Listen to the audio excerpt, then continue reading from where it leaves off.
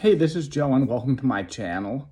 In today's video, I want to talk about my thoughts on religion and I guess the problem I have with religion. So the fundamental statement that I want to make in this video is that no religion has a monopoly on truth, okay? The Christians don't have a monopoly on truth. Muslims don't have a monopoly on truth. Buddhists don't have a monopoly on truth. And I think this is the fundamental mistake that most religions make, and probably all religions make to some degree, is thinking they have a monopoly on truth. If we think of religions like people, a religion thinking it has a monopoly on truth is like a person saying, I know everything and no one else knows anything. Like, what an arrogant and closed-minded statement to make. But this is the implicit statement that most religions do make. And this is one of the implicit underlying beliefs of most religions. Why do you have to identify with a religion at all? Like, what does that even mean to identify with a religion? What does that even mean to say I'm a Christian? What that means is that essentially you're saying that you think Christians have a monopoly on truth, and you're excluding the possibility of ever finding truth in any other belief system. And this is the definition of closed-minded. And this is why religion makes people closed-minded. So what's an alternative way of thinking about this? Is the alternative to this that we just all become atheists and we don't believe in God and we just completely shun religion? No, because I think that atheism can also become a religion. And atheists can act just like religious people act. And atheists can think that atheism has a monopoly on truth, and that no truth can ever be found in any religions. And essentially what atheists are doing here is they're making atheism their religion, and they're identifying as an atheist the same way Christians identify as Christians. And they're sort of preemptively making an agreement to stick with this belief system. It becomes an identity, and once something becomes an identity, you're no longer thinking rationally. You've already made up your mind that this is your identity. So I think the alternative here is that all religions contain some truth.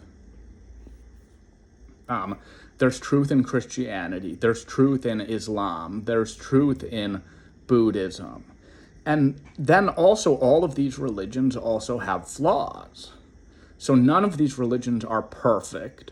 All of these religions are really, human attempts to know God, which are always going to be imperfect.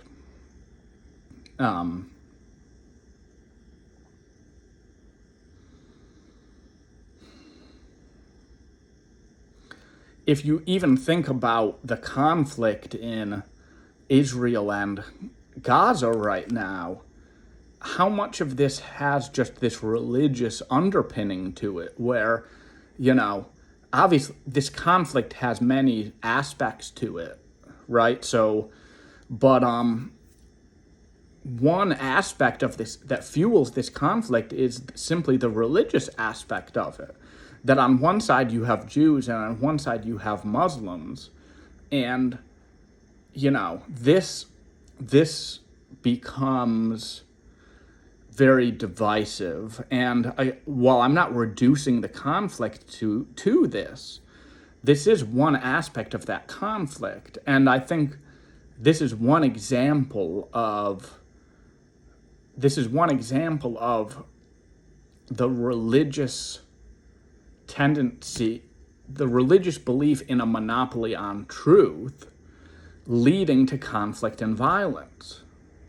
Because fundamentally, when you think my religion has a monopoly on truth, every other religion is just completely wrong, you know, this can lead to and historically this has led to violence, and we're seeing this.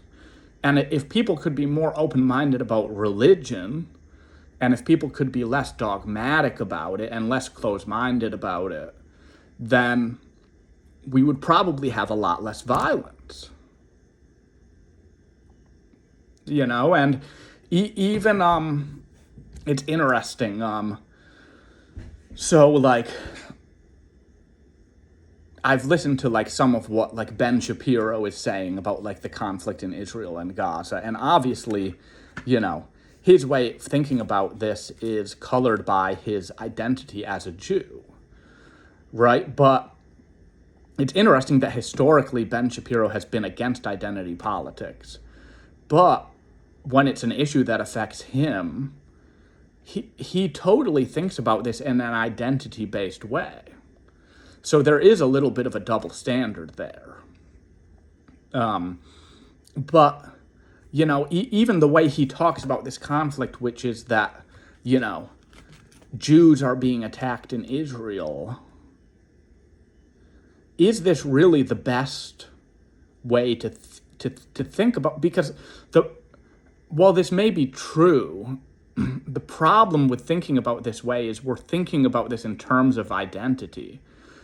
I think the correct way to think about this is people are being attacked. People are attacking people. You know, so instead of primarily identifying, you know, the victims and the perpetrators by their religious and cultural and ethnic identities, why can't we just talk about, okay, people are attacking people and people are being hurt on both sides? And again, this isn't, you know, this isn't justification, right? So obviously, you know, the initial attack by Hamas was horrific and unjustified. But this doesn't, you know, it's such a sensitive topic, but like, you know, there are civilians being killed on both sides, right? And, you know, it's just as tragic when that happens in Palestine as when that happens in Israel. And yes, Hamas is to blame for sparking this, but, you know, has Israel just been absolutely perfect and they've never done anything wrong ever? Like, I don't think that's true either.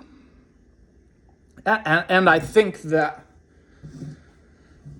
you know, I guess the main point I wanted to make is that this has a religious underpinning to it. And this notion of monopoly on truth and thinking that, oh, only my people have access to truth, it leads to tribalism and it fuels tribalism.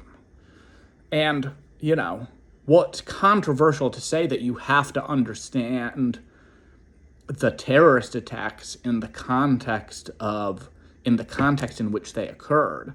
It's controversial to say that because it sounds like you're justifying it. The truth is, everything happens in a context. Context doesn't justify, but context is necessary to understand if we want to understand. You know, it's like seeing, like, you know, a mass shooter and being like, oh, well, he was depressed and he had mental illness. This doesn't justify his actions, but it does provide context that helps us understand his actions. And just because we're seeking to understand, that doesn't mean we're justifying. So, you know, well, I'm not justifying Hamas's actions as a society. Simply calling them evil is not a sufficient explanation. We do need to seek to understand the context and the factors that might lead to this.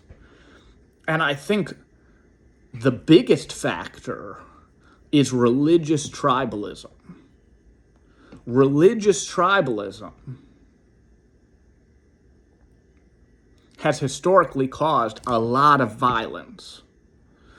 And even in cases where it doesn't cause violence, it tears us apart as humans. It makes us think we're different from one another, when really, religion should be bringing us together. Religion should be teaching us that we're all humans, and we're all fundamentally, we're all fundamentally children of God. And if, it's not only Christians that are children of God. We all are. So I think we should seek to find religious experiences which are less divisive and less close-minded. And that if we do this, this will help humanity evolve in a more peaceful and unified direction. I hope this video was useful to someone. Thank you so much for watching. Please subscribe, like the video if you liked it, and I'll talk to you in the next video.